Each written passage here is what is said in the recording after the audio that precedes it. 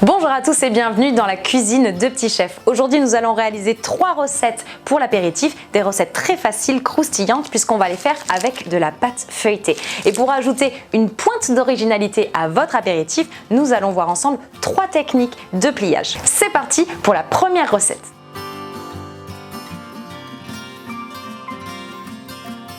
Nous allons commencer par des croissants au jambon et au fromage. Pour cette première recette, vous aurez besoin d'une pâte feuilletée, d'un œuf, d'herbes de Provence, de 75 g de fromage frais et d'une tranche de jambon. Vous allez commencer par dérouler la pâte feuilletée, puis étaler le fromage frais sur toute la surface.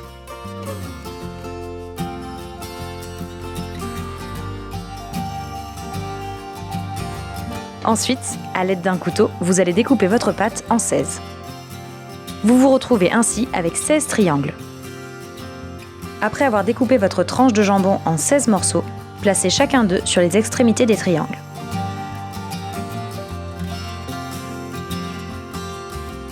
Saupoudrez d'herbes de Provence, suivant votre goût.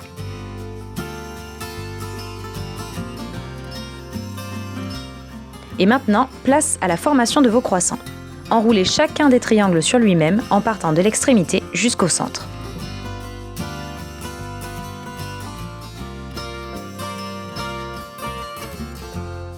Puis, une fois chaque triangle enroulé, pressez les extrémités de chacun afin de leur donner la forme d'un croissant. Placez vos croissants sur une plaque de cuisson recouverte de papier sulfurisé et à l'aide d'un pinceau, badigeonnez-les d'œufs battus. Cela vous permettra d'obtenir des croissants bien dorés après la cuisson.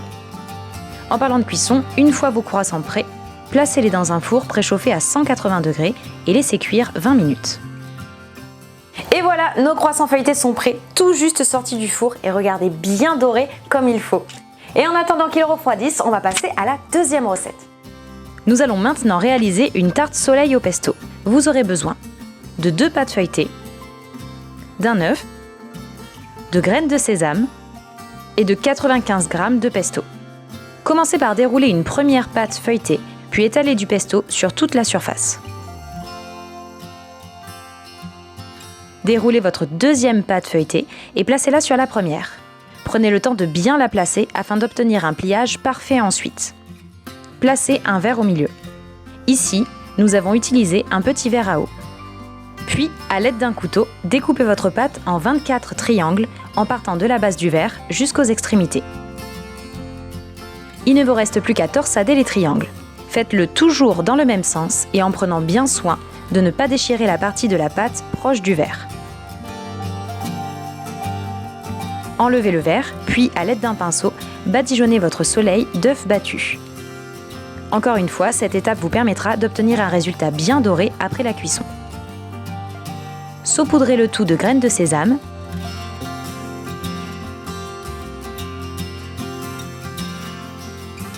Puis après avoir mis votre soleil sur une plaque de cuisson recouverte de papier sulfurisé, placez-le dans un four préchauffé à 180 degrés pendant 25 minutes. Et voilà un soleil bien croustillant à placer au milieu de la table où chacun pourra piocher sa petite torsade. Mais avant, place à la troisième recette. Pour finir, on vous propose une recette sucrée de palmier au chocolat. Vous aurez besoin d'une pâte feuilletée, d'un œuf et de 100 g de pâte à tartiner. Déroulez la pâte feuilletée et étalez la pâte à tartiner sur toute la surface.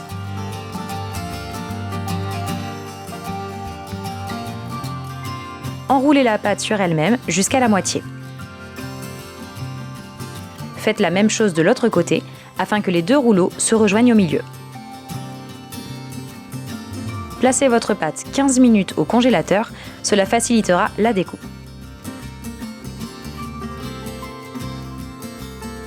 Une fois votre pâte refroidie, formez vos palmiers en coupant des tranches d'environ 1 cm de large.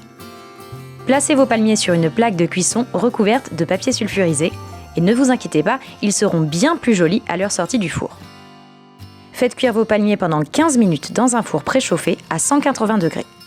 Et voilà, nos palmiers feuilletés sont prêts, ils seront parfaits à la fin du repas à déguster avec votre thé, votre infusion, votre petit café, comme vous voulez. En tout cas, vous l'avez vu, les garnitures sont possibles en version salée, en version sucrée, alors faites-vous plaisir puisque les associations sont infinies. Faites avec les ingrédients que vous préférez et surtout ceux que vous avez sous la main. Si vous aussi vous aimez les recettes avec des pâtes feuilletées, sachez que nous avons sorti un livre il y a quelques mois qui est disponible en librairie, 30 recettes sucrées et salées à tester chez vous. En tout cas, on vous attend en commentaire pour que vous nous disiez quel pliage vous avez préféré et surtout à nous partager vos recettes pour que nous les testions en retour. En attendant, je vous souhaite un très bon apéritif et je vous dis à bientôt.